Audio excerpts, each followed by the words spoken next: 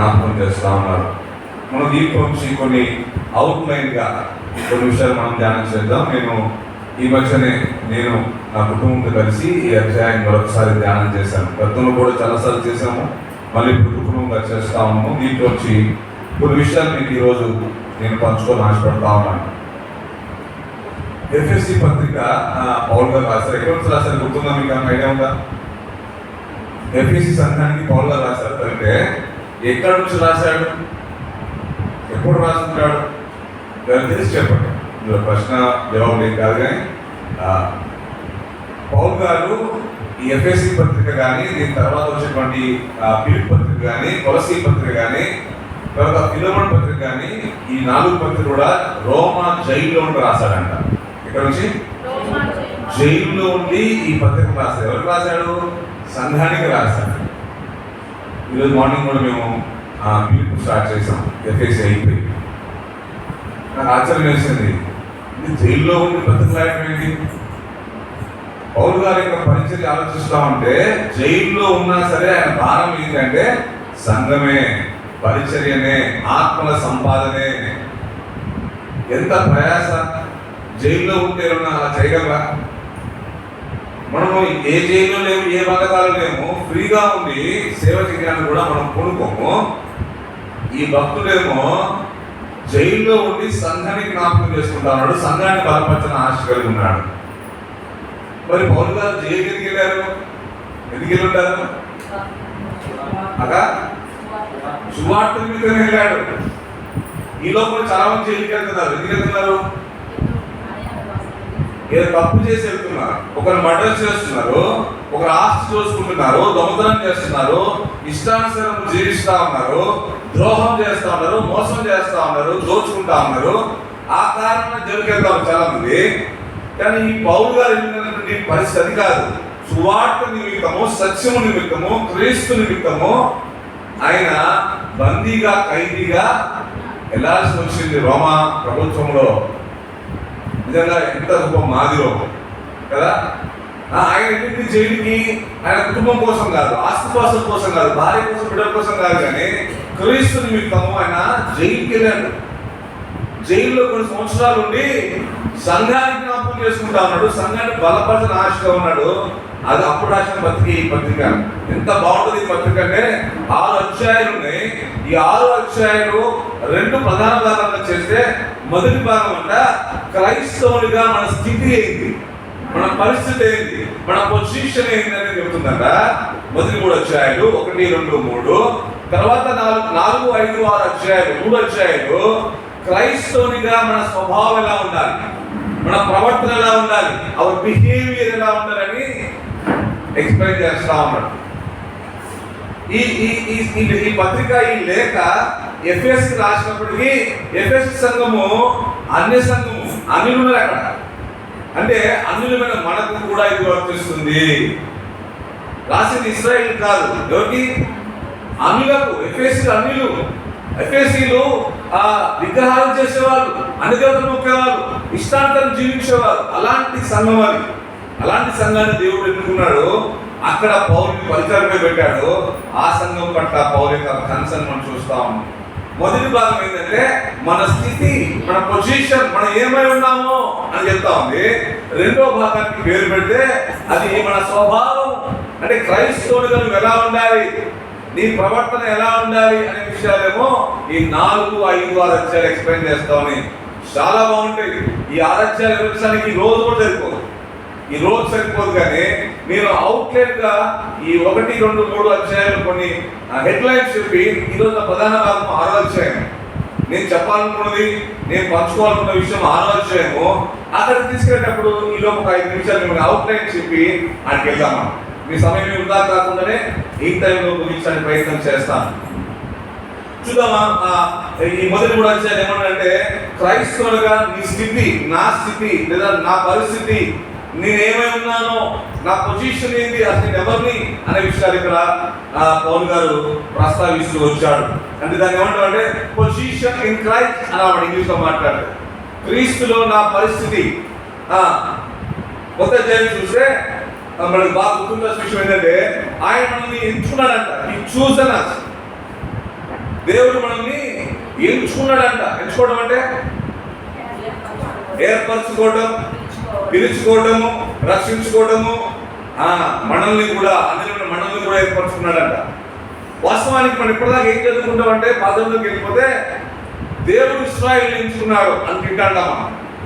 దేవుని వాగ్దాన ప్రజలు ఎవరు అంటే యూదులను వింటుంటాం మనం అబ్రహాం ద్వారా. వాస్తవమే కాదట్లేదు. అబ్రహాం ద్వారా దేవుడు వాగ్దానం చేశాడు, నీ పిల్లలను నేను ఇస్రాయేలు వలె చేస్తాను, బ్లెస్ చేస్తాను వాగ్దానం ఇచ్చాడు. మరి మనం ఎవరు? నువ్వు నేనెవరు? ఇశ్రాయేలుమా, అబ్రహాం సంతానమా, యూదులమా? చెప్పండి, ఎవరు మనం? అనా యూదేతరులము. యూదులము కాదు, యూదేతరులం అంటే అన్యులము, అన్ని జనాంగం మనం. వాస్తవానికి దేవుడు మనల్ని ఇశ్రాయేలు కన్నా ముందుగా ఎంచుకోలేదు, కానీ ఆయన ప్రణాళికలో ఉన్నామని చెప్తా ఉన్నాం. అందరూ ఉన్న ప్రణాళికలో మొదటగా మాత్రం ఒకరిని చూస్ చేసుకున్నాడు, వారి ఇశ్రాయేలు. హల్లెలూయా. నా పాయింట్ మీకు అర్థం కావాలి, మీరు క్యాచ్ చేయాలి. ఆ విషయం మీకు అర్థం కావడం కోసము ఎఫెసీ 1:5 చూడండి, చదువుదాం మాట. అవునా కాదలేదు. ఎట్లనగా తన కీర్తియందు తాను ఉచితముగా మనకు అనుగ్రహించిన తన కృపా మహిమకు కీర్తి కలుగునట్లు తన చిత్త ప్రకారమైన దయా సంకల్పం చొప్పున యేసుక్రీస్తు ద్వారా తనకు కుమారుడుగా స్వీకరించుటకై మనను ముందుగా తన కోసము నిర్ణయించుకొని మనము తన ఎదుట పరిశుద్ధులము నిర్దోషములై ఉండవలనని జగత్ పునాది వేయబడక మునిపే ప్రేమ చేత ఆయన క్రీస్తులో మనల్ని ఏర్పరచుకొనెను. అది మనము కూడా ప్రణాళికలో ఉన్నాం మనం. కాకపోతే ఈ సువార్త మనల్ని పిలుచుకునే లోపు, మనం రక్షించుకునే లోపు ఆయన ప్లాన్ ఏమైందంటే ఇశ్రాయేలు ద్వారా ఆ సువార్త అందాలని ఆయన ప్లాన్ అయింది. ముందు ఒక జనాంగాన్ని ఎంచుకొని ఆ జనాంగాల నుంచి అందరికీ పంచాలని ఆశ కలిగి ఉన్నాడు. కానీ మనము ముందుగానే ఎప్పుడంట జగత్తు పునాది వేయబడక ముందే క్రీస్తులో మనల్ని ఏర్పరచుకున్నాడంట. ఈ చూజన్ ఇన్ క్రైస్ట్. ఏంటి మన క్రీస్తు ప్రభు చూసుకోవడం, ఏర్పరచుకోవడం అంటే ఒక రోజున క్రీస్తు ప్రభు మన కోసం వచ్చి ప్రాణం పెడతాడు. ఆ ప్రాణం పెట్టే ఆ కార్యక్రమం విశ్వాసించి మనము రక్షించబడతాం అనేది ఇది ఆయన ప్లాన్. హల్లెలూయా. ఇది ఆయన plan. A plan? It's a great plan. ఆయన అనాది ప్రణాళిక. ఇప్పుడు కాదు, ఇది నిన్న ఉన్నది కాదు. జగత్తు పునాది వేయబడక ముందే ఒక ప్లాన్ ఉందంట. ఆ ప్లాన్ లో నువ్వు నేను ఉన్నామని ఇక్కడ ఈ మాట ప్రభు సెలవిస్తాను. కాబట్టి మనం కూడా చూసన్ పీపులే. ఆయన మనల్ని ఏర్పరచుకున్నాడు. అలాగే ఆయన మన స్వాస్థ్యముగా ఏర్పరచుకున్నాడు. మనం ఒక మాట చూస్తాం. మనం ఇదే అధ్యాయం 12 త్వరగా 12 చివరిలో ఉంటుంది.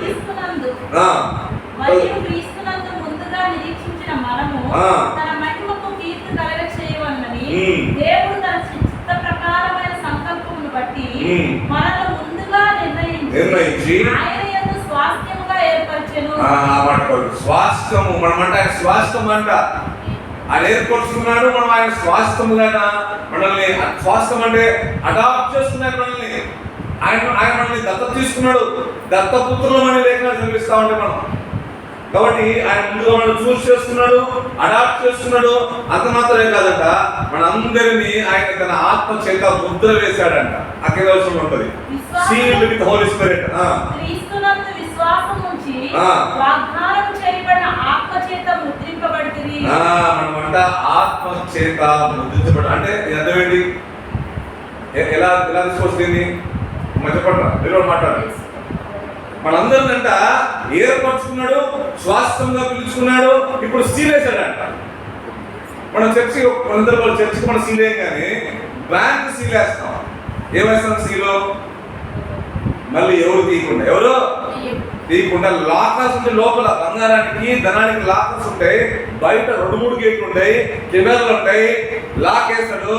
లాక్ వేసి మళ్ళీ పైన సీల్ వేస్తాడు. లక్కం అంటే దాన్ని లక్కం అంటారు.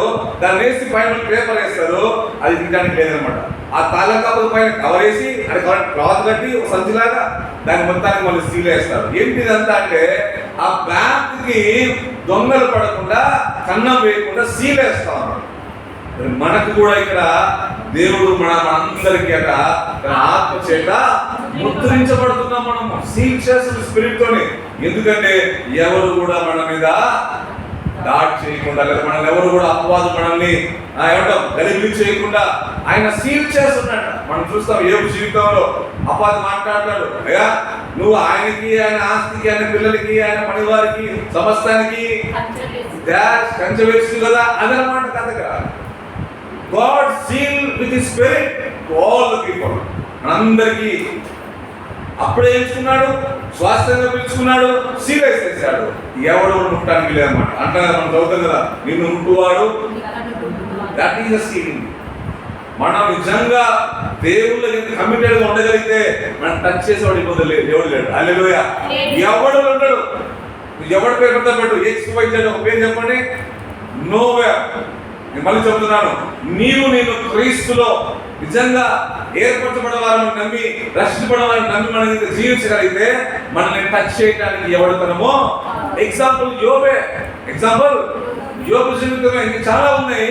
యోబు జీవితమే ఏమన్నాడు ప్రభు, యోబు జీవితంలో నువ్వేం చేస్తావో చేసుకో, కానీ ప్రాణం మాత్రమో ముట్టొద్దు అన్నాడు కదా. రెండో అధ్యాయం అపవాది దేవుడితో సవాల్ చేస్తున్నప్పుడు, అయ్యా ఆ బాబు నువ్వు ఏం చేస్తావు ట్రై చేసుకో, మా యోగుని ఎన్ని పరీక్షలు పెడతా పెట్టుకో, బట్ కండిషన్ ఏది కండిషన్, వాడి ప్రాణము ముట్టవద్దు. ఉందని అన్నమాట, ఉంది 2 సార్లు ఉంది. వాడి ప్రాణము ఏం చెప్తుంది ఈ మాట అంటే, నేను దేవుల్లో ఉన్నవాడిగా నాకేంది నా రక్షణ అంటే ఆయనే, నా కేడము, నా శ్వాసము, నా కోట అంటా కదా ఆయనే. ఆయన నాకు తోడ ఉంటాడు, నాకు సీల్గా ఉంటాడు, నాకు కంచెగా ఉంటాడు, ఉండటానికి అవకాశం లేదు. ఈ అధ్యాయంలో ఇవి చూస్తాం మనం. ఈ రెండో అధ్యాయం వెళ్ళేసరికి దాని టైటిల్ పెట్టి రెండో అధ్యాయానికి యూనిటీ ఇన్ క్రైస్ట్. రెండో అధ్యాయానికి పేరు ఏంటంటే క్రీస్తులో ఐక్యత. మనం ఒకప్పుడు అక్కడ స్పష్టంగా ఉంటుంది. ఇక్కడ రెండో అధ్యాయంలో చూస్తే ఆ మాట చూపిస్తారు. ఇక్కడ ఒకప్పుడు మనం దూరస్తులం అంట 13లో ఉంటుంది, 12-13లో ఉంటుంది. మీరు ఇప్పుడు క్రీస్తు యేసునందు క్రీస్తు రక్తము వలన సమీపస్తులై ఉన్నారు. దాని ముందు 12లో ఇంకా స్పష్టంగా ఉంటుంది 12గా. ఆ కాలమందు ఇశ్రాయేలుతో సహపౌరులు కాక ఎవరి గురించి మాట్లాడుతున్నాడు? మనతో మాట్లాడుతున్నాడు. అప్పుడంటే మనం అంట ఇశ్రాయేలుతో సహపౌరులం కాదు, సమానవారము కాదు. పరదేశులను, వాగ్దాన నిబంధనము లేని పరజనులను, నిరీక్షణ లేని వారము, లోకమందు దేవుడు లేని వారునై ఉండి క్రీస్తుకు దూరస్తులై ఉంటిరని మీరు జ్ఞాపకం చేసుకొనుడి. ఇది మన పరిస్థితి. ముందు అన్యులమైన మన పరిస్థితి ఏంటంటే మనము ఇశ్రాయేలుతో సహపౌరులం కాదంట, అన్యులమంట, దూరస్తులమంట. అవునా? దేవుడు లేని వారమంట. అసలు అమ్మా చూడరా, వాగ్దానం లేని వారము, మనకు సంబంధం లేని వారు. ఇప్పుడు ఏం తెలుసా, ఇప్పుడు క్రీస్తులో మనము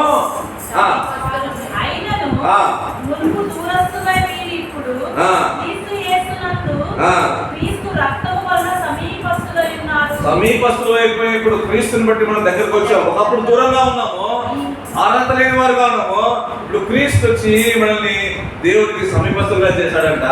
ఇంకా కిందికి వెళ్ళి చూస్తే అదే 10వ వచనంలో ధర్మశాస్త్రము ఏది 14-15 చదువుతున్నాం. ఆయన మన సమాధానమై ఉండి మీకును మాకును ఉండిన ద్వేషమును అనగా విధి రూపకమైన ఆజ్ఞలు గల ధర్మశాస్త్రమును తన శరీరమందు కొట్టివేట చేత మధ్య గోడను పడగొట్టి మన ఉభయాలను ఏకము చేసెను. ఉభయులు అంటే అమ్మా అర్థం కాలేదు. ఇద్దరు, గట్టి చెప్పండి. ఇరువురు, ఇద్దరు. ఎవరిద్దరు ఇక్కడ? కాదు, చెప్పాలి ఏమన్నారు? ఉభయులు అంటే ఎవరు? ఇద్దరు అంటే ఇక్కడ ఎవరిద్దరు మాట్లాడతారు? ఇక్కడ ఇశ్రాయేలుకి అన్యులు అనమాట. ఇక్కడ చదువు ఇదే, యూదులు కాని వారు, ఇశ్రాయేలీలు, అన్యులు, మనము. మీ ఉభయులు దేవుడు అక్కడ ఏకం చేశాడు, యూనిటీ చేశాడు. ఎవరిలో ఏకం చేశాడు అంటే క్రీస్తులో ఏకం చేశాడు. ఆ ఇల్లు సబ్మిట్ చేసి ఈ ఇద్దరిని, ఏ ఇద్దరిని? మళ్ళీ వీళ్ళిద్దరినే తన యందు ఒక్క నూతన పురుషునిగా సృష్టించి, వన్ బాడీ వన్ చర్చ్, సంఘము అనగా శరీరము, క్రీస్తు శరీరము, సంఘానికి శిరస్సు క్రీస్తు, శరీరం అనగా సంఘమే, మనమే సంఘము. ఇంతకుముందు ఇద్దరుగా ఉండేవాళ్ళు, ఉభయులుగా ఉండేవాళ్ళు, ఇప్పుడు క్రీస్తుని బట్టి ఏకమయ్యాము, సంఘముగా ఒక్క శరీరముగా చేయబడ్డాము. దానికి కారణం నువ్వు నేను కాదు కానీ యేసుక్రీస్తు ప్రభువు వారు. ఇది 2వ అధ్యాయంలో మనం ఎలా ఏకమయ్యామంటే క్రీస్తుని బట్టి. క్రీస్తు శరీరంలో ధర్మశాస్త్రము నెరవేర్చబడింది. ఆ తర్వాత ఆయన ప్రాణ పెట్టాల్సి వచ్చింది. ఆ ప్రాణ పెట్టిన దాన్ని బట్టి ఆ ఇద్దరు ఇశ్రాయేలీలు కానివారు, యూదులు కానివారు, అంటే మనం కూడా క్రీస్తులో ఏకమయ్యాము, ఏక శరీరంలో భాగమయ్యాము. ఇప్పుడు మనం వేరే వాళ్ళం కాదు, ఇప్పుడు క్రీస్తుని బట్టి మనము సంఘంలో చేర్చబడ్డాము. ఆ విషయం మాట్లాడుతా ఉన్నాడు 2వ అధ్యాయంలో. 3వ అధ్యాయంలో ఇదే మాట్లాడుతూ మర్మం గురించి మాట్లాడుతా ఉన్నాడు. Mystery in Christ. ఏంటి మర్మం అంటే అది కూడా చదివిపిస్తాను. ఇదే 3వ అధ్యాయము 3వ వచనంలో. క్రీస్తు మర్మము దేవదర్శనము వల్ల నాకు తెలియపరచబడినదను సంగతిని గూర్చి మునుపు సంక్షేమముగా వ్రాసితిని. మీరు దానిని చదివిన ఎడల దానిని బట్టి ఆ క్రీస్తు మర్మమును గూర్చి నాకు కలిగిన జ్ఞానం గ్రహించుకొనగలరు. ఈ మర్మం ఇప్పుడు ఆత్మ మూలముగా దేవుని పరిశుద్ధులకు అపోస్తులకును ప్రవర్తనకును బయలుపరచబడి ఉన్నట్లుగా పూర్వ కాలము యందు మనుష్యులకు తెలియపరచబడలేదు. ఈ మర్మం ఏదనగా అన్యులకు సువార్త వలన క్రీస్తు యేసునందు యూదులతో పాటు సమాన వారసులను, ఒక శరీరమందరి సాటి అవయవములు, వాగ్దానములో పాలివారులై ఉన్నారన్నదే అన్నది. ఈ 3 వారు అన్వయం చేసుకోండి. ఏంది మర్మము? సీక్రెట్ ఉందంట, ఒక మిస్టరీ ఉందంట ఈ చరిత్రలో. ఏంటో మిస్టరీ అంటే అన్ని జనులు కూడా యూదులతో సమాన వారసులు, పాలివారు, వాగ్దాన పురుషులు, దేవుని రాజ్య వారసు భాగ్యం వచ్చింది. ఇదే మిస్టరీ. ఎలా వచ్చింది మిస్టరీ అంటే ఈ 2 జాతులకు, ఈ 2 ప్రజలకు మధ్యలో గోడ ఉందంట. ఆ గోడ క్రీస్తు ప్రభువారు పూర్తి చేశాడంట. ఇది చేశాడు. ఆ గోడ ఉంది, తీసేశాడు. ఆ గోడ ధర్మశాస్త్రం. ఆ గోడ ధర్మశాస్త్రం వలన ఆ రోజు ఇతరులను అన్యులను దూరంగా ఉంచారు. యేసుప్రభు వచ్చి ఇప్పుడు వాగ్దానంగా ఆ గోడ తీసిపోయి ఇద్దరు కలిపేసిండు, ఒక్క శరీరంగా చేశాడంట. మనం అంట సంఘంలో అవయవం ఉందంట. ఏంటిది? Parts of body. నువ్వు కాలు నుంచి ఆ ముక్కు, ఆ నోరు, ఆ నాలుక, ఒక్కొక్కల పేరు పెట్టుకుపోతా ఉంటే మనందరము క్రీస్తు అనే సంఘంలో శరీరంలో మనము భాగములై ఉన్నాము, అవయవమై ఉన్నామని చెప్తా ఉన్నాడు. ఇది 3వ అధ్యాయం యొక్క మర్మము. ఇక 4, 5, 6 ఈ 3 అధ్యాయాలు ఏం చెప్పాను? ఏం చెప్పానంటే క్రైస్తవ యొక్క స్వభావం, స్థితి, వాడు ఏమై ఉన్నాడు, వాడి పరిస్థితి ఏంది, వాడి పొజిషన్ ఏంటంటే ఇది వాడి పొజిషన్ అన్నమాట. వాడు ఏమై ఉన్నాడంటే జగత్తు పునాది వేయబడక ముందే చూడు చేసుకోబడ్డాడు, వాడు ఏర్పరచబడ్డాడు, స్వాస్థ్యంగా ఏర్పరచుకున్నాడు, సీల్ వేసేసాడు. అంత మాత్రమే కాదు, ఒకప్పుడు దూరంగా ఉన్నాడు, ఇప్పుడు సమీపంగా వచ్చాడు, క్రీస్తుని బట్టి వచ్చాడు.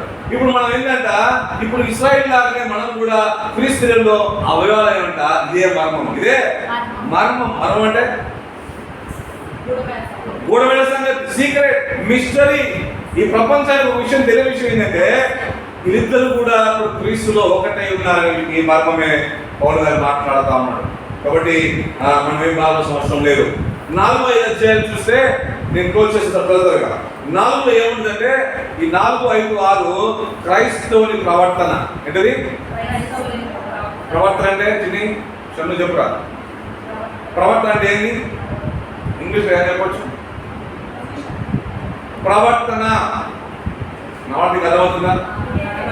Behaviour, attitude. ఎలా ఉండాలి? ఇప్పుడు నువ్వు ఇంతకుముందు దూరంగా ఉండి దగ్గరగా వచ్చేప్పుడు సంఘంలో నువ్వు చేర్చబడ్డావు, ఇప్పుడు నువ్వు ఒక అవయవమయ్యావు. ఇప్పుడు ఎలా ఉండాలో చెప్తాను. Very serious matter. ఇప్పుడు ఎగ్జాంపుల్, క్రైస్తవులుగా నువ్వు నేను ఎలా ఉండాలో ఇగో ఇందులో ఉంది. 4, 5, 6లో ఉన్నాయి. ఇవి కనుక మనము 10 సార్లు కాదు 100 సార్లు చేస్తే తక్కువే.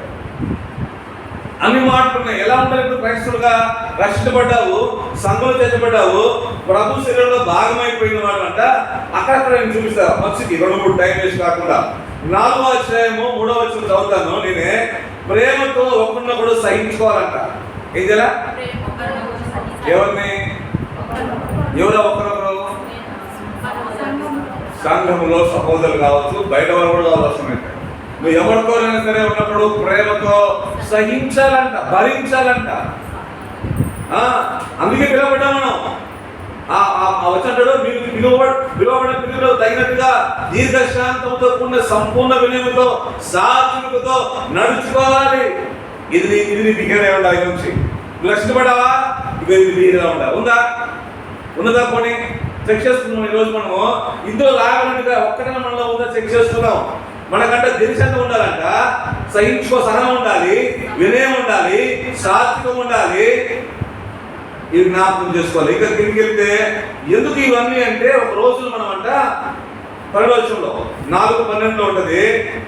4:12 విశ్వాసం విషయంలోను దేవుని కుమారుని కూర్చున్న జ్ఞాన విషయంలోను ఏకత్వము పొంది సంపూర్ణ పురుషుల వరకు అనగా క్రీస్తునకు కలిగిన సంపూర్ణతకు సమానమైన సంపూర్ణత గలవార మగ వరకు ఆయన ఈలాగు నియమించెను. మనకు నియమం ఉందంట. ఏం తెలుసా? మనం ఒక రోజున మన అల్టిమేట్ గోల్ ఏం తెలుసా? క్రీస్తుకు ఎంత సంపూర్ణత ఉందో. ఎంత ఉంది? 100% ఉంది. ఎంతనే? మనం ఒక ర్యాంక్ పెట్టి, ప్రభు నీ సంపూర్ణత ఎంత ప్రభు అంటే 100కు 100. ఇప్పుడు నీకెంత? ఎగ్జాంపుల్ నాకెంత? నాకు 2 అనుకున్నాను. ఎంత? 1 లేదా 2 అనుకున్నాను. 2 కాదు కానీ అనుకున్నాం. ఇప్పుడు నేను పరిస్థితి నేనేంటి? ఇప్పుడు ఒకప్పుడు దూరంగా ఉన్నవాడిని ఇప్పుడు దగ్గరగా వచ్చాను క్రీస్తు వల్ల. ఇప్పుడు ఏదో విషయం నీ దారి ఏంటంటే, ఈ 2 ఒకటి ఉందే, దీన్ని 100 వరకు వెళ్ళాలంట. హల్లెలూయా. అమ్మా, ఆయన ఎంత కంప్లీట్ గా ఉన్నాడో, ఎంత హోలీగా ఉన్నాడో, ఏ మహిమతో ఉన్నాడో, ఏ ఉద్దేశంతో ఉన్నాడో, మత్సలేనివాడు ఉన్నాడు కదా. ఒక రోజున నువ్వు నేనంట ఆయన నియమించింది ఒక రోజు మనందరము క్రీస్తు కలిగిన సంపూర్ణతలోకి సమాన సంపూర్ణ వారం కావడానికి నియమించాడు మనల్ని. హల్లెలూయా. ఎంత భాగ్యం ఇది. మనం అలా ఉన్నామా? ఆలోచిస్తున్నాం. అలాగా మన ముందు ఒక టార్గెట్ ఉంది. టార్గెట్ పెట్టాడు మనకి. ఇగో ఈ 100 మార్కులు నీకు టార్గెట్ పెట్టాడు. నీ ఎన్ని మార్కులు వచ్చి? ఇప్పుడు 2 వచ్చి 3 వచ్చినాయి. ఎప్పుడు వస్తాయి? 100 గుర్తునే ఉండాలి, ఫైట్ చేస్తూనే ఉండాలి. మనం చూస్తూ ఉంటాం పోలీస్ క్యాంపులో ట్రైనింగ్ అప్పుడు 5 కిలోమీటర్లు రన్ పెడతారు. 5 కిలోమీటర్లు రన్ పెట్టి వాళ్ళందరూ 2 వరుస పెట్టి ఒక్కడ ఆయన ఉంటాడు. ఆ గీత గీసేసి విధులేయగానే 25 minutes లో ఎంత?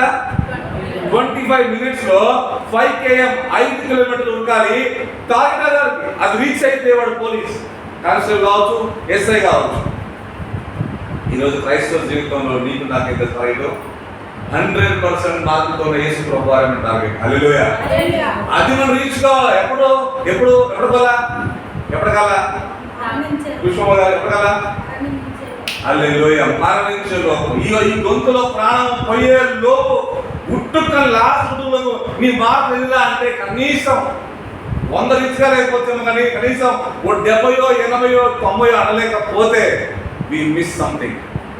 మనం ఏదో మిస్ అవుతాం, మనం తప్పు చేసాం, మిస్. అది రాగా మనకంటే ట్రై చేస్తే ప్రభు మనం ట్రై చేస్తాడు. ప్రభుని బట్టే మనబట్టి కాదు, కానీ దానికోసం పోరాడుతూ ఉండాలా. అదే ప్రభుకి చెప్తున్నాడు.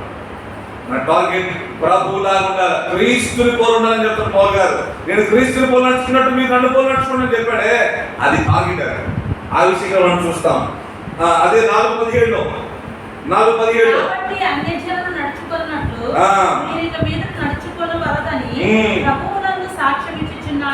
ఏం చెప్తుండక మనం అంట అన్ని జనులు నడుచుకోదిగా. అన్ని జనులు ఇప్పుడు ఎరగని వారు. ఒకప్పుడు ఎవరు? ఇప్పుడు ఏమయ్యావు? క్రీస్తు ఏకమయ్యావు, శరీరంలో భాగమయ్యావు, బుద్ధిని పడ్డావు, నీకు అన్ని హక్కులు వచ్చేసి ఇప్పుడు నువ్వు అంట ఎలా ఉండదు కదా, ఇంత ముందుగా ఉండొద్దు. క్రీస్తు నెలకు ఎలా జీవించావో అలా ఇంటికి పోతే నువ్వు మళ్ళీ జారిపోవద్దు.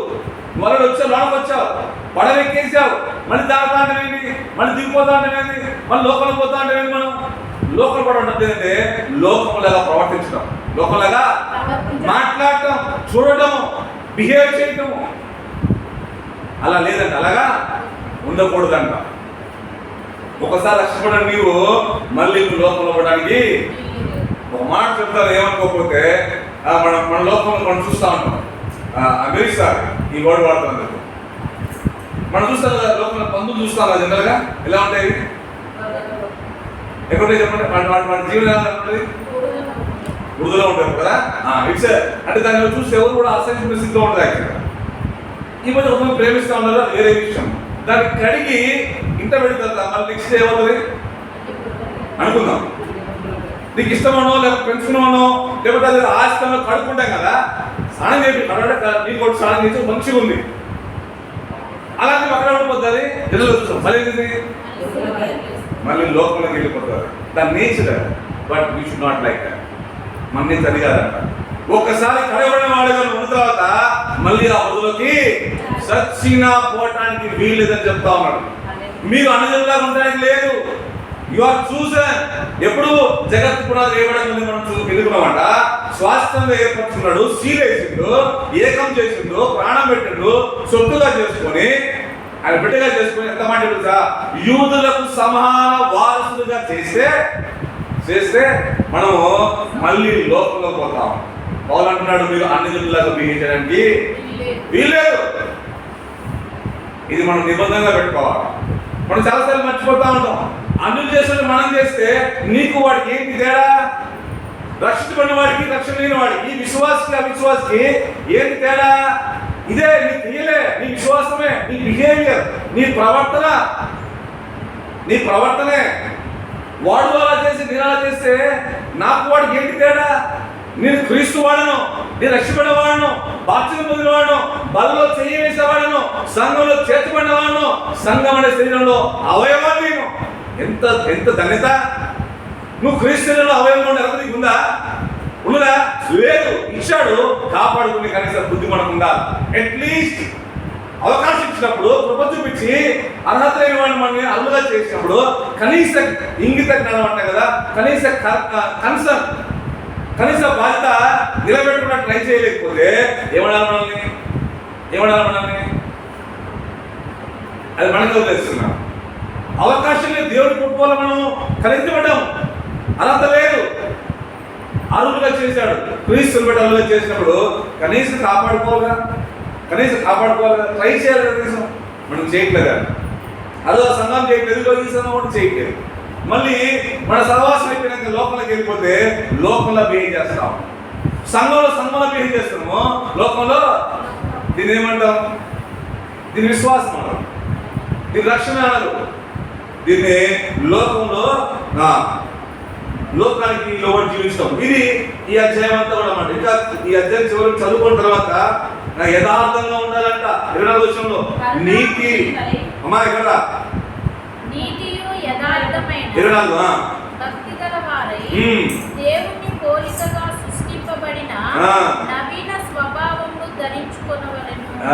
ఇప్పుడంట మనమంట కొత్త స్వభావాన్ని ధరించుకోవాలంట కొత్త బట్ట వేసుకున్నట్టుగా వినరా పాత బట్టలు మనం ఇంతకుముందు విశేషం అయిపోయినాయి అవి మాసిపోయినాయి అవి చిరిగిపోయినాయి అవి బాగాలేదు ప్రభు ఉతికేసి కొత్త ఇచ్చాడు ఇప్పుడు కొత్త వేసుకున్నాను ఇప్పుడు కొత్త బట్టలు ఏంటి సార్ క్రీస్తు నా కొత్త బట్టలు హల్లెలూయా క్రీస్తును తొడుక్కున్నా క్రీస్తుని కట్టుకున్నా ఒక స్త్రీ చీర కట్టుకున్నట్టుగా ఒక పురుషుడు షర్టు కట్టుకున్నట్టుగా ఇప్పుడు విశ్వాసులు క్రీస్తుని కట్టుకున్నారు క్రీస్తుని తొడుక్కున్నారు క్రీస్తుని ధరించుకున్నారు అది మనకు కనపడాలి మనం బయటకు వెళ్తే మనలో క్రీస్తు కనిపించాలంట కిందికి వెళ్ళి 25 మనము ఒకరికొకరు అవయవములై ఉన్నాము కనుక మీరు అబద్ధమాడుట మాని ప్రతివాడు తన పొరుగువానితో సత్యమే మాట్లాడాలి. అబద్ధాలు మాట్లాడదు అయిపోయింది మనిషి అయిపోయింది ఒకప్పుడు మాట్లాడాను ఇప్పుడు మాట్లాడడం లేదు మనం మాట్లాడతాం సత్యమే చెప్పాలా మనం చెప్పము కోపడతాం పాపం చేస్తారు చేయండి సాయంకాలం కల్లా వెళ్ళిపోవాలంటారు కోపడండి కానీ సాయంకాలం కల్లా అది మర్చిపోవాలి మళ్ళీ మనం ఫ్రెండ్స్ అయిపోవాలి క్షమించుకోవాలి 29 చివరి మాట మేలు కలుగునట్లు అవసరమును బట్టి క్షేమాభివృద్ధికరమైన అనుకూల వచనమే పలుకుడి కానీ దుర్భాష అయినదైనను మీ నోట రానియకుడి. దుర్భాషలాటం మనకు లేదు అయిపోయింది గత జీవితం దుర్భాషలాటం మాట్లాడితే ఇతరుల క్షేమం కొరకు అనుకూల వచనం అంటే ప్రేమగా మాట్లాడండి కానీ దుర్భాష మీ నోటికి రాని మాకండి. చివరి వచనం ఒకరిలో ఒకడు దయ కలిగి కరుణా హృదయులై క్రీస్తునందు దేవుని క్షమించిన ప్రకారము మీరు ఒకరినొకరు క్షమించుకోవాల్సిందే అని చెప్పండి. పోవాల్సిందే. దాంట్లో ఆల్టర్నేట్ లేదు, దాంట్లో మళ్ళీ కన్సెషన్ లేదు, ఆఫర్ లేదు. ఇది మన బిహేవియర్ అయి ఉండాలంట. ఎప్పుడు రక్షించబడిన వారంగా మన బిహేవియర్. నేను ఫాస్ట్ చేశాను చాలా, ఎందుకంటే చాలా టైం తక్కువ కాబట్టి నేను స్పీడ్ చేశాను. చాలా విషయాలు ఉన్నాయి, అక్కడక్కడ గుర్తు చేశాను. 5వ అధ్యాయాన్ని నేను 2 మాటలు చెప్పి 6కి వెళ్ళిపోతాను. 5వ అధ్యాయం ఏముందంటే క్లుప్తంగా మాట్లాడితే భార్య భర్తల గురించి 2 విషయాలు మనం చూస్తాం. ప్రతిసారి మనం ఇల్లుకి వెళ్ళినప్పుడు ఏమంటాడు, భార్యలారా మీ భర్తలు లోబడి ఉండండి, భర్తలారా మీ భార్యను ప్రేమించడం చూద్దాం కదా. ఆ మాటలు మనం చూస్తాం. నేను 2 మాటలు చెప్పి నేను ముందుకు వెళ్ళిపోతాను క్లుప్తంగా. ఏంటి ఇక్కడ అంటే సంఘానికి క్రీస్తుకున్న సంబంధాన్ని భర్త భార్యకి పోల్చి చెప్తూ వచ్చాడు. ఇక్కడ పౌలు గారు దేవుడు చెప్తూ వచ్చాడు. హల్లెలూయా. హల్లెలూయా. సంఘానికి క్రీస్తు శిరస్సు, అవునా? సంఘానికి శిరస్సు క్రీస్తు, శరీరం సంఘము. ఈ భర్త అంట ఇంట్లో భార్యకి శిరస్సు అంట, భార్యకి శిరస్సు అంట, ఆ భార్య శరీరం అంట. ఈమె లోబడాలి, ఆయన ప్రేమించాలి. ఈమె లోబడాలి, ఆయన ప్రేమించారు. సంఘము క్రీస్తు లోబడినట్టుగా భార్య భర్తకు లోబడాలి. క్రీస్తు సంఘాన్ని ప్రేమించినట్టుగా భర్త భార్యను ప్రేమించాలి. ఇంకా చెప్పాలంటే సంఘం కొరకు క్రీస్తు ప్రాణం పెట్టినట్టుగా భర్త భార్య కొరకు పెట్టాల్సిందే. మనం పెట్టాల్సి వస్తే ఈ లెక్కలో, పాత లెక్కలో పెట్టలేదు కానీ ఇప్పుడు లెక్కలో మాత్రం పెట్టాల్సి వస్తే పెట్టాల్సిందే. ఎందుకంటే క్రీస్తు పెట్టాడు. ఇకపోతే 6కి వెళ్ళిపోతున్నా కదా, మన టైం అయిపోయింది కాబట్టి 6 రోజు ప్రాముఖ్యమైన భాగము నేను క్లోజ్ చేస్తాను ఈ టైంలో.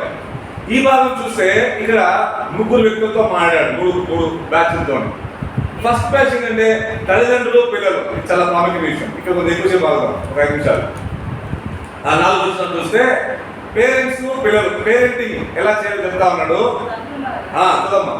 పిల్లలారా ప్రభువునందు మీ తల్లిదండ్రులకు విధేయులై ఉండి ఇది ధర్మమే. నీకు మేలు కలుగునట్టు నీ తండ్రిని తల్లిని సన్మానించుము. అప్పుడు నీవు భూమి మీద దీర్ఘాయుష్మంతుడవగుదువు.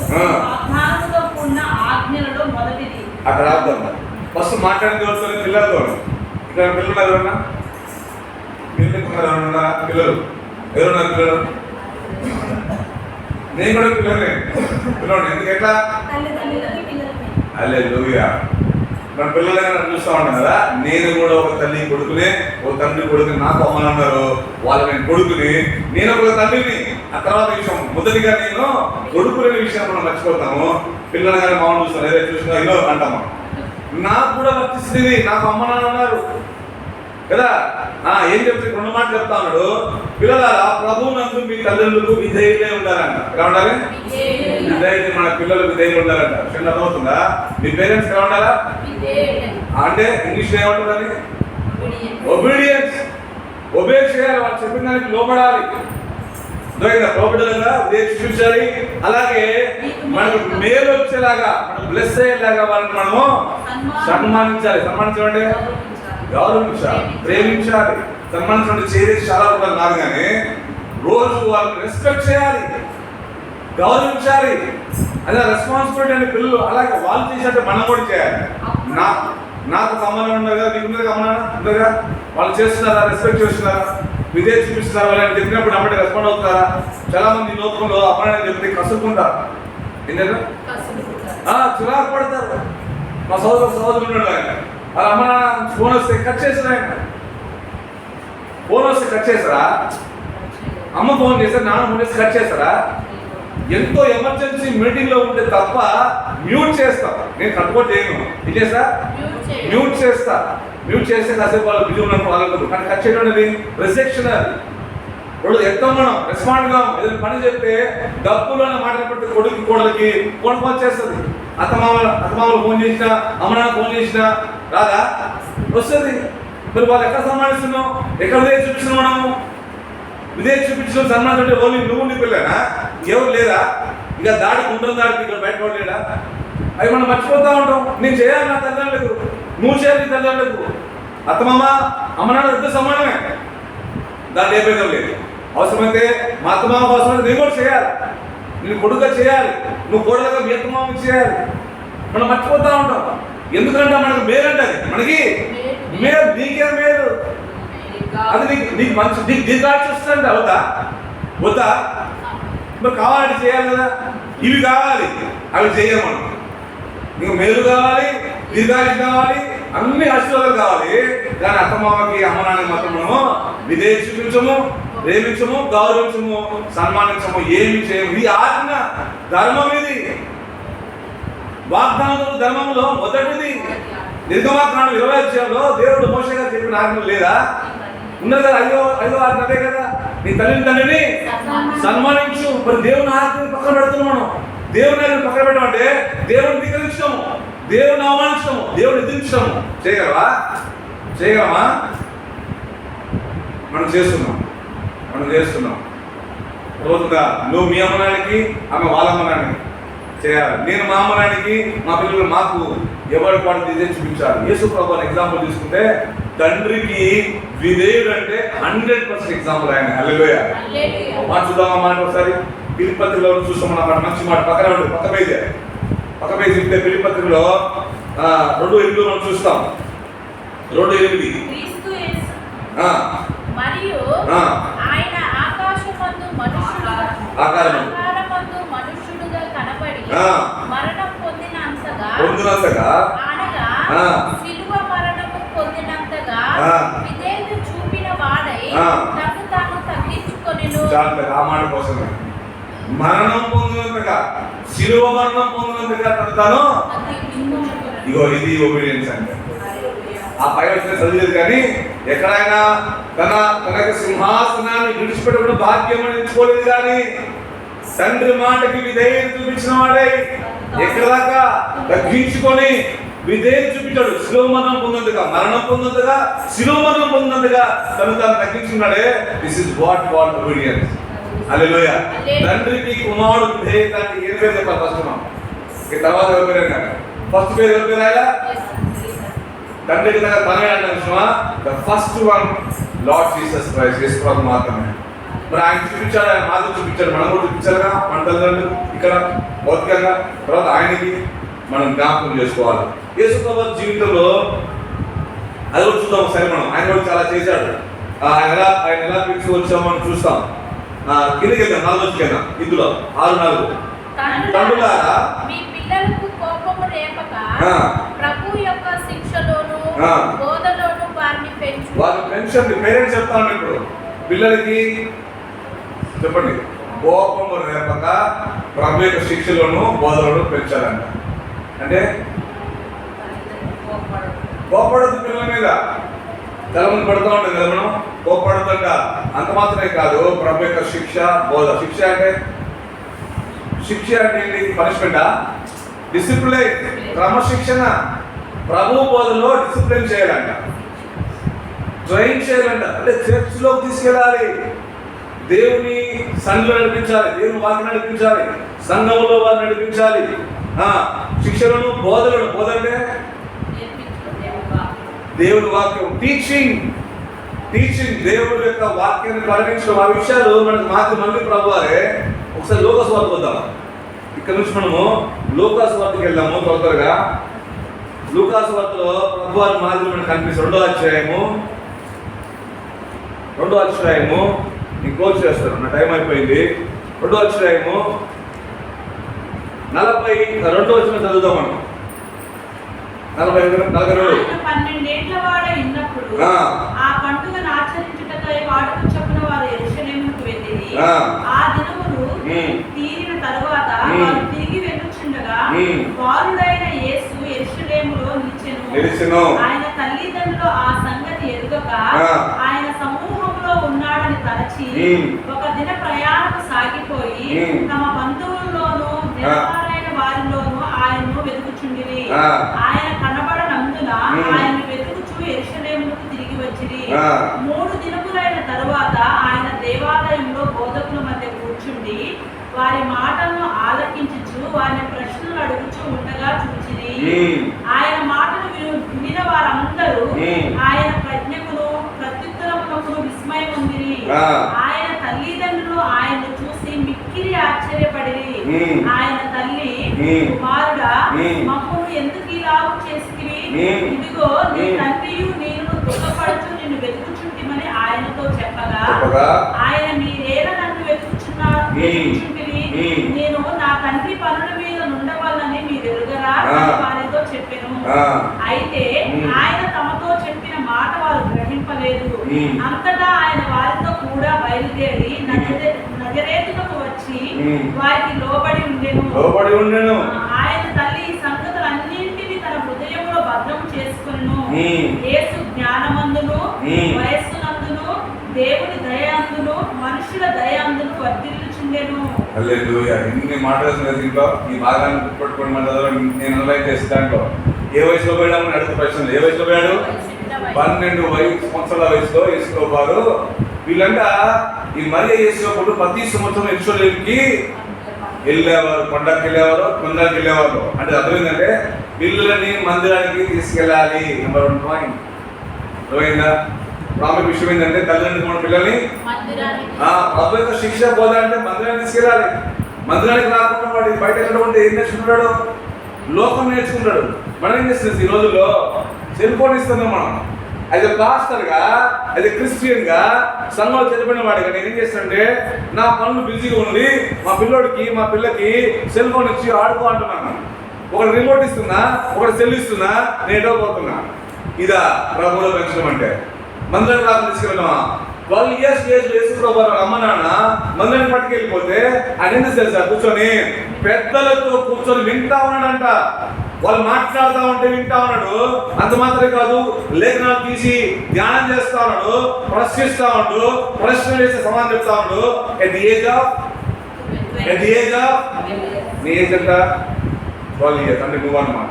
నువ్వేం చేయాలంటే ఈ ఏజ్లో నువ్వు బైబిల్ ధ్యానం చేయాలి, సంఘానికి రావాలి, పెద్దల మధ్య కూర్చోవాలి, తప్పేం లేదు. వాళ్ళు మాట్లాడుతూ ఉంటే వినాలి, అర్థం కావాలి అడగాలి, ప్రశ్నించాలి, క్లారిఫై చేసుకోవాలి. దీని అర్థం ఏంటంటే ప్రభు యొక్క శిక్షలో బోధలు పెంచుకోవాలి. తండ్రులారా, తల్లులారా, మీ పిల్లలను ప్రభు యొక్క బోధలను శిక్షలను పెంచండి అనే అర్థం ఇదన్నమాట. మా చర్చలో అక్కడ మన పాత చర్చలో పాలనలో ఉన్నప్పుడు ప్రశాంత్ కాలనీలో మా సంఘస్థుల బిడ్డలు, అక్కడ మన సంఘస్థుల బిడ్డలు ఇద్దరు ఉండేవాళ్ళు అన్నమాట. ఒక అమ్మాయి ఐశ్వర్య, ఒక అమ్మాయి ఏమో సోఫియా. ఇద్దరు కూడా 9th క్లాస్ 8th క్లాస్ ఉన్నారు, గుర్తులేదు. వాళ్ళతో ముందే కూర్చుంటారు క్లాస్ పాటలు పాడేటప్పుడు కానీ ప్రార్థనలు కానీ. నేను వాక్యం చెప్తుంటే సగం వాళ్ళ సమాధానం చెప్పి చెప్పేవాడు. అంత ప్రశ్న అడిగేవాళ్ళు వాళ్ళు. అందరూ ఆశ్చర్యపోతూ ఉంటారు. ఒకడేమో కొంతమంది కోపడుతూ ఉంటారు, అరే మీరు ఆగంటున్నా అలా ఉండేవాళ్ళు. కానీ నేను కసుకునేవాళ్ళు కాదు. కానీ వాళ్ళు డిస్టర్బ్ చేసినా సరే ఆ ప్రశ్నకి సమాధానం చెప్పేవాళ్ళు. అయిపోయి మళ్ళీ వెళ్తూ ఉంటే మళ్ళీ వచ్చి బెట్టకాడ అడ్డపడతా ఉంటారు. అయ్యారు ఇది చెప్పిన కదా మాకు అర్థం కాలేనేవాళ్ళు. ఇద్దరు ఆటలు గవర్నర్స్లు at the age of 12 or less than 12. మన పిల్లల్ని ఏది ఏమైనా సంఘానికి తీసుకురావాల్సిందే. వాడు పుట్టోడే కానీ పెద్దోడే కానీ. వాళ్ళు ఏదని చెప్పాడు కానీ ఆయన 12 years పోలే, చిన్నప్పటి నుంచి పోతా ఉన్నాయి. ఆయన చిన్నప్పటి నుంచి ఆ టైంలో 12 years అని చెప్తుంది అక్కడ. ఆ సందర్భంలో 12 years. కానీ ఆయన చిన్నప్పటి నుంచి వాళ్ళ అమ్మనాన్నతో మందిరానికి వెళ్ళేవాడు. ఈ లేఖనాలు పత్రాలు తీసి ధ్యానం చేసేవాడు. రోజు మనం ఏషియా నుంచి చదువుతుంది ఆయన. ఎక్కడ కూర్చుండు? బోధకుల మధ్యలో కూర్చుండు ఆయన. 3 రోజులు 2 రోజులు కూర్చుని అమ్మని ఇస్తా ఉన్నాడట. ఆ పిల్లడు అంటున్నాడు, యేసుప్రభు ఆ వయసులో ఎందుకు కంగారు పడుతున్నారు? నేను దాన్ని తగ్గి పనున్నాను, మీకు తెలియదా? వాళ్ళకి తెలియదు. పెద్దలను మరీ మర్చిపోయిందేమో, మరీ వాగ్దానం మర్చిపోయిందేమో, ఆయన మర్చిపోలేదు. అక్కడ కూర్చున్నట అలొచ్చుకోగానే ఆకుపడి వెళ్ళిపోయిండు. అక్కడి నుంచి లోబడినాడు. వాళ్ళకి లోబడి ఉన్నారు అంతా. అది ఆ మాట రాసుకున్నాడు. మన పిల్లలు మనకి లోబడాలి, మాది మళ్ళీ ప్రభువారే. ప్రభు మరియ యేసుకు లోబడినట్టుగా నేను మన పెద్దలు లోబడాలి, మన పిల్లలు మనకు లోబడాల్సిందే. ఆ తర్వాత ఏమైంది? ఆయన దేవుడిదయ్యా, మనుషులదయ్యా. పెద్దల దయలోను, జ్ఞానమందు, వయస్సులందు వర్ధిల్లుచూ వచ్చాను. ఎట్లా వర్ధులు? మా పిల్లలు వద్దలేదు, వదిలేదు. ఎట్లా వద్దు? ఏం చేయకుండా బ్లెస్ అవరు. నీ పిల్లలు దేవుడు ఎదగకపోతే బ్లెస్ అవరు. విజయం అనుకోండి. నా పిల్లలు కూడా నేను నా పిల్లలు దేవుడు పెంచకపోతే there is no doubt, there is no blessing. చెప్పండి మీరు, చెప్పండి ప్లీజ్ చెప్పండి. మన పిల్లలు దేవుళ్ళు పెంచకపోతే బ్లెస్సింగ్స్ ఉండవు. నువ్వేమని అనుకో, ఉండవు. మనం బాధపడతా ఉంటాం, మన ప్రధానికి బాధపడతా ఉంటాం. అది లేదు లేదు బాబా. ఎట్లా వస్తాయి? మావాడు పాస్ రాలేదు, ఎట్లయితాడు? మావాడు మాటలు రావడం ఎట్లా వస్తాయి? మావాడు పిచ్చి మాట్లాడుతున్నాడు, జ్ఞానం ఎట్లా వస్తుంది? జ్ఞానం ఎట్లా వస్తుంది? రాదు. మా పిల్లలు మంచి ప్రవర్తించలేదు. ఎట్లా ప్రవర్తిస్తుంది? నువ్వు ఎక్కడ పెంచినావు? ఏ జ్ఞానంలో పెంచినావు? ఏ బోధలో పెంచినావు? ఎవరిని మొదలు చూపించినావు? నో నిల్ నిల్ నిల్ ఎట్లా వస్తాయి? రావు. నేను చెప్పట్లేదు, అది దేవుడు చెప్తున్న మాట. రావు, ఎక్స్పెక్ట్ చేయదు. మనం ప్రయాసపడకుండా, పెంచకుండా, కష్టపడకుండా, ప్రభుత్వం అప్పగించకుండా, బదులు పెంచకుండా నా పిల్లకి నీ పిల్లకి బ్లెస్సింగ్స్ రావు. జ్ఞాపకం చేసుకోవాలి. యాజ్ అ పేరెంట్స్ గా మనమే చేయాలి. క్రైస్తవులను మనమే చేయాలి. లోకస్తులు చేస్తారు మంచిగా, మనకన్నా మంచిగా లోకస్తులు చేస్తున్నారు, మనం చేయలేకపోతున్నాం. చివరి మాటకు వచ్చేస్తారు. ఎఫ్ఎస్సి మనం వెళ్ళిపోతాం. ఎఫ్ఎస్సి 6కు వచ్చేస్తే మనం ఎందుకు ఇవన్నీ చేయాలంటే 6 కింద ఈ చదువు వచ్చేస్తున్నాం. ప్రభు యొక్క మహాశక్తిని బట్టి ఆయన యొక్క బలవంతులై ఉండి మీరు అపవాది తంత్రములను ఎదిరించుటకు శక్తిమంతులగునట్టు దేవుడిచ్చి సర్వాంగ కవచమును ధరించుకుని ఏదైనగా మనము పోరాడుతున్నది శరీరంతో కాదు గాని ప్రధానులతోనూ అధికారులతోనూ ప్రస్తుత అంధకార సంబంధులకు లోకనాథులతోనూ ఆకాశ మండలమందున దురాత్మల సమూహములతోనూ పోరాడుచున్నాము. ఈ 4 రాసుకున్నాం. మనం ఫైట్ చేస్తున్నాం. ఇప్పుడు మన విశ్వాసం ఉందా? ఎవరితోనంట? వీళ్ళు మామూలు కాదు. వీళ్ళు నువ్వు పోరాడుతుంది పక్కకి కాదు. మనం పోరాడుతుంది ఎవరు? పెద్ద బ్యాచ్ ఇది. ప్రధానులు, అధికారులు, అంధకార సంబంధులు, దురాత్మ సమూహము, ఆకాశ మండలం దురాత్మ సమూహము, సాటన్ పవర్స్. నువ్వు పోరాడుతుంది ఎవరితోనే? డార్క్ అంటే డార్క్ పవర్స్ తోని, చీకటి శక్తులతో పోరాడుతున్నాం. మనం క్రీస్తు నమ్మడం అంటే ఫైట్ విత్ సాటన్. అర్థమవుతా మనకి? మనము మన పిల్లలు ఈరోజు యేసు నమ్ముకున్నామని అర్థం లేదా? Fighting with dark powers. Fighting with అది మీకు అర్థం కాదు, మనకు అర్థం కాదు, కానీ అది పెద్ద ఫైట్ అండి. ఇది మాట చెప్తుందంటే అంత ఆశామాస జీవితం కాదు క్రైస్తవ జీవితం అంటే చెప్తున్న మాట. నా మాట మీకు అర్థం, నేను కోచ్ చేస్తున్నాను. క్రైస్తవంగా వెతుకున్నావు జెండా ఇప్పుడు ఉదాహరిస్తున్నారు కదా, విశ్వాసాన్ని, రక్షణని జాగ్రత్త పెట్టుకో. నీ రక్షణ విశ్వాసము ఇప్పుడు పట్టుకున్నావు కదా, మంచిదే. You are blessed and God. ఈ ప్రపంచంలో బ్లెస్డ్ అంటే నువ్వే. ఎందుకు అంటే విశ్వాసం ఉంచిన వాడుగా, రక్షణ పొందిన వాడుగా. అయితే నువ్వు ఇక నుంచి పోరాడేది నువ్వు మామూలు కాదు. చెప్పలే ఆ పేర్లు 6 చెప్పడానికి నాకు సరిపోదు, నాకు జ్ఞానం సరిపోదు. చదివిన మాటలు వివరించడానికి నాకు జ్ఞానం సరిపోదు, నా వయసు సరిపోదు. అంత పెద్ద పెద్దవారు. యేసు ప్రభు వారిని ఒక రోజున ఉపవాసం ఉంచిన తర్వాత అపవాది వచ్చి ఆయన టెంప్ట్ చేసింది 3 సార్లు. రాళ్ళు చూపి తొట్టలు చేస్తావా అని అడిగింది. ఆయన్ని కొండ మీద తీసుకెళ్ళిపోయి ఇగో ఎవరు నీకు ఇచ్చేస్తాను, నాకు లోపల అంటుంది. లేకపోతే నెట్టేస్తే కింద దేవుడు ప్రార్థన చేసుకోవచ్చు, కాపాడుతుంటుంది. ఆయన అన్నాడు, దేవుడిని ఆత్మపూర్ణుడై ఉపవాసం ఉన్నాడు కదా, ఆత్మపూర్ణుడై ఆయన గద్దిస్తే పారిపోయింది.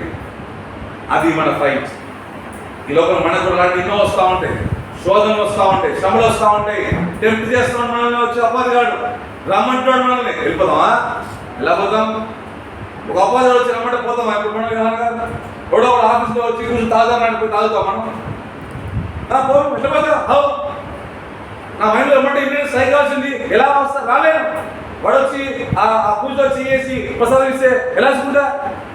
పులిహార పెడితే ఎలా ముక్కేస్తా? అటు పండిస్తే ఎలా తీసుకుంటా? కుటుంబ ముక్కిస్తే ఎలా పెట్టు లోపల? నో, అది అయిపోయింది. ఇప్పుడు నేను నోవే, నేను ఆ పూజ కట్టడానికి లేదు, మొక్కడానికి లేదు, తినడానికి లేదు. ఎందుకంటే నా కమిట్మెంట్ క్రీస్తుతో. హల్లెలూయా. ఇప్పుడు సంఘంలో చేర్చబడ్డాను, సంఘంలో భాగమయ్యాను, క్రీస్తు వారసుని. ఇదేంటి ఇక్కడ అక్కడ ఎలా చేస్తాను? జాగ్రత్త. ఇప్పుడు మన ఫైట్ మామూలు అంతా కాదు, చాలా కేర్ఫుల్ ఉండాలి. అయితే ఆ ఫైట్ కాపాడుకోవాలంటే కింద లిస్ట్ ఇచ్చాడు, అది చదివి ప్రే చేసుకున్నాం. కింద లిస్టు సర్వాంగ కవచం అంటే ఏది చదువుతున్నా?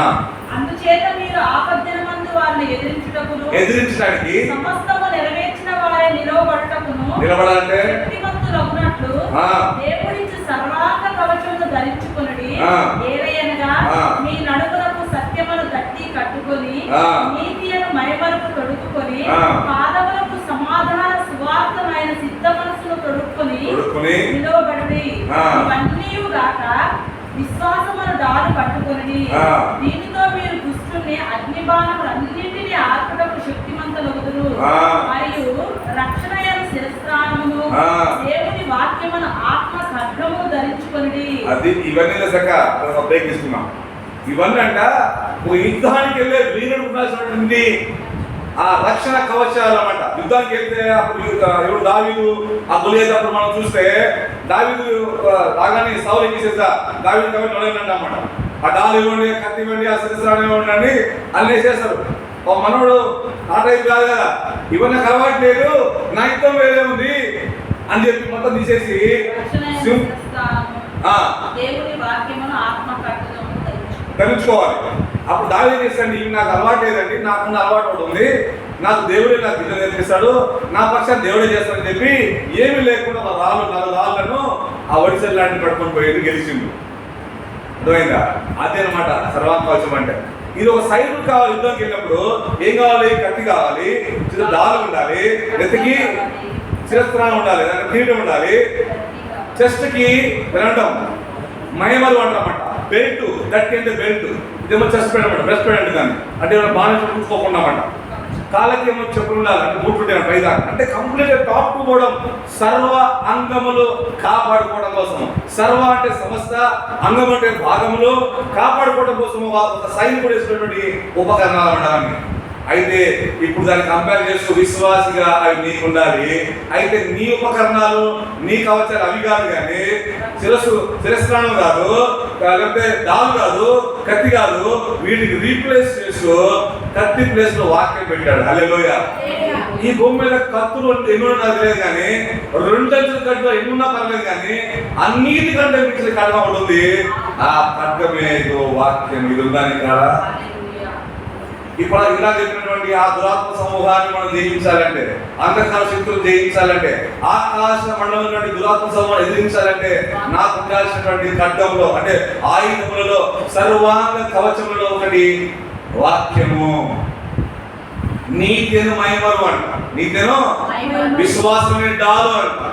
విశ్వాసమే రక్షణ అంటే శిరస్త్రాణం. రక్షణ అంటే శిరస్త్రాణం అంటే కిరీటము. రక్షణ అంటే రక్షించబడ్డావా, మత్తు తీసుకున్నావా, ప్రభులో ఉన్నావా, ఉంటే అది నీకు శిరస్సు లాంటన్నమాట, అది కిరీటం లాంటిది.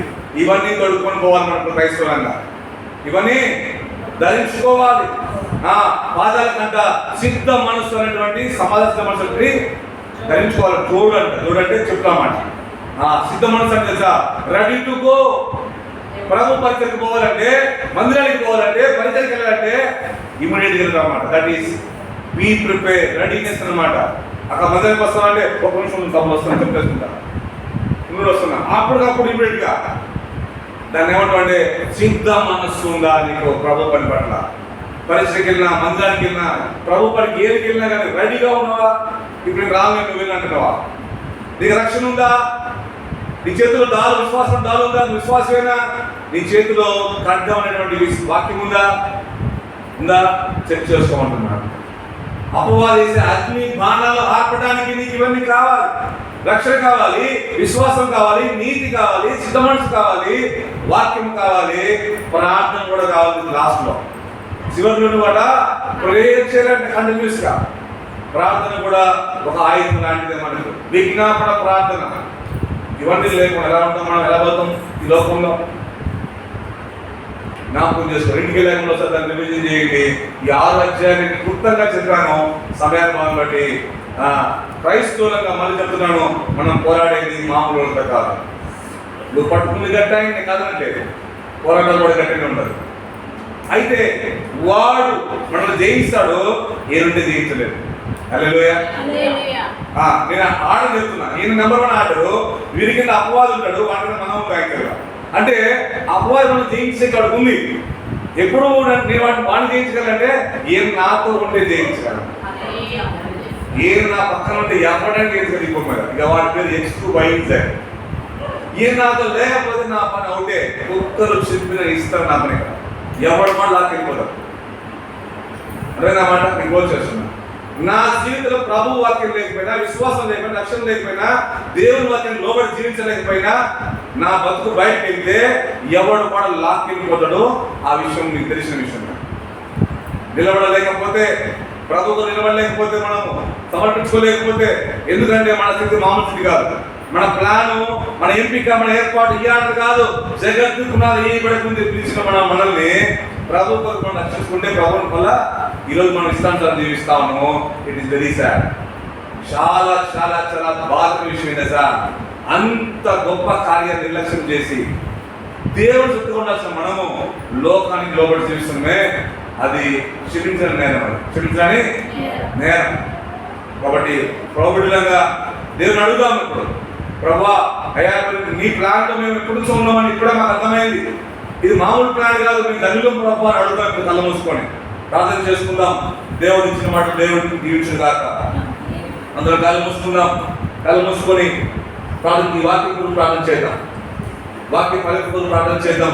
ఎవరితో ప్రయత్నించకుండా చేయగలం దయచేసి వాక్య పలికి కొరకు ఎవరితో పరిశుద్ధమైన దేవా, స్తోత్రం నాయన, మంచి దేవుడు ప్రభా, మహాగణమైన యేసయ్యా, నీకే స్తోత్రాలు ప్రభా. అయ్యా వాక్యం ద్వారా నాయన ఎఫెసీయులకు రాసిన పత్రిక, అవును ప్రభా, రోమాలోనైనా ఖైదీగా ఉండి పౌలుగా రాసినటువంటి ప్రభా సువార్త అందరికీ చేరాలని ప్రభా. అయ్యా చక్కగా ఆయన ఎఫెసీ పత్రిక రాసిన తండ్రి, నీకే స్తోత్రాలు ప్రభా. ఎఫెసీ పత్రిక ద్వారా నాయన అయ్యా క్రీస్తు యొక్క ఏర్పాటు గురించి, క్రీస్తు యొక్క స్వభావం గురించి ప్రభా, ఆయన యొక్క అవయవముగా మేము ఎలా ఉండాలో, ఎలా ముద్రించబడాలో ప్రభా, ఎలా సంపూర్ణులుగా ఉండాలో తండ్రి, ఎలా మమ్మల్ని పిలుచుకున్నావు ప్రభా, ఎలా మీ పిల్లలుగా అవుతుంది మాకు అర్హత ఉందో ప్రభా, ప్రతిదీ కూడా ప్రభా మాకు వివరించి చెప్పిన తండ్రి, నీకే స్తోత్రాలు వందనాలు ప్రభా. ఈ వాక్యం ద్వారా మా జీవితాలు మారాలి, మా కుటుంబాలు మారాలి, మా సంఘము మారాలి ప్రభా, మా దేశం మారాలి ప్రభా. అటువంటి కృపా కనికరము చేత ప్రభా నింపి నడిపించమని నజరేయుడగు యేసు క్రీస్తు నామములో అడిగి వేడుకుంటున్నాము తండ్రి. లేచి నిలబడి పాల్పడుతుండగా మన కాళ్ళు సమర్పించుకుందాం.